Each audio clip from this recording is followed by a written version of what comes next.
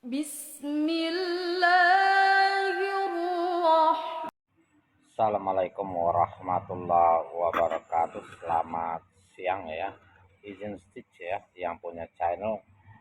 Kita melihat begitu ademnya ya pertemuan dua agama besar di Indonesia di Masjid Istiqlal Jakarta ya.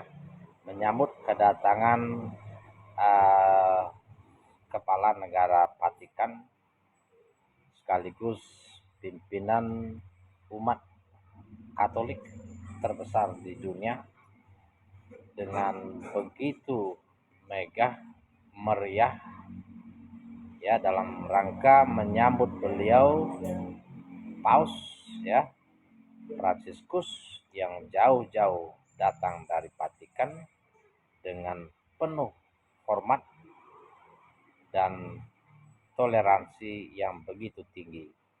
Beliau diperlakukan dan disambut dengan begitu hormat ya. Selamat datang Bapak Paus Fransiskus. Keindahan terjalin dengan adanya saling memahami perbedaan dan saling menghargai dengan penuh rasa hormat. Inilah Indonesia ya.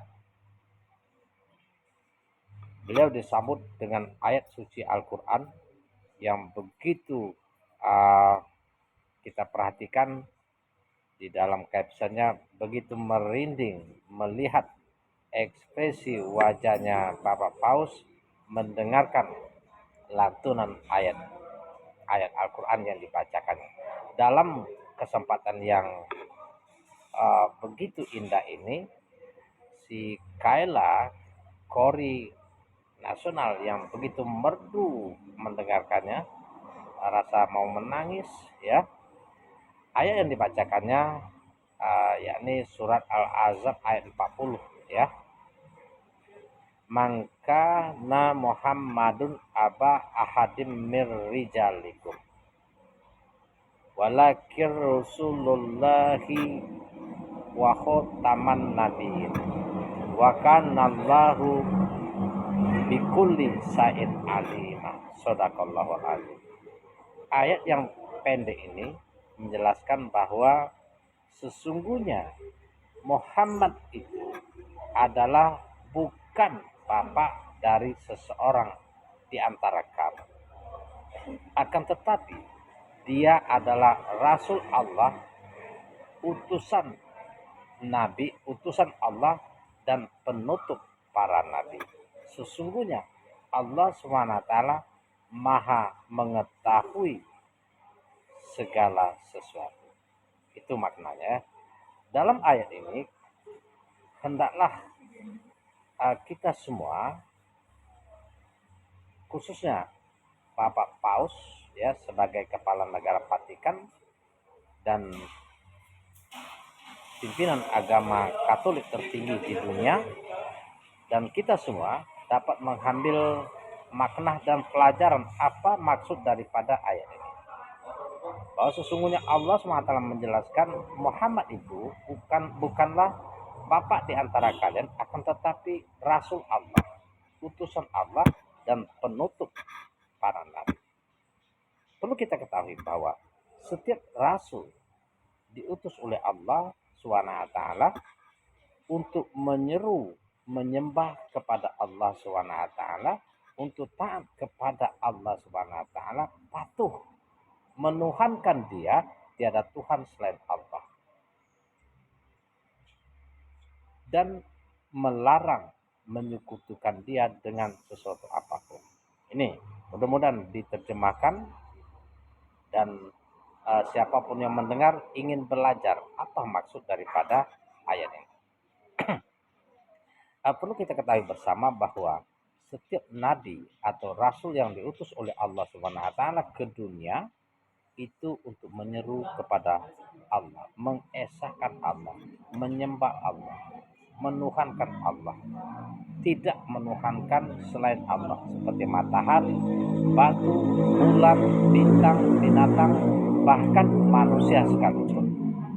Di dalam sebuah ayat dijelaskan, walaqad ba'asna fi kulli ummatir rusulan an ya'budullaha wajtanibut taghut.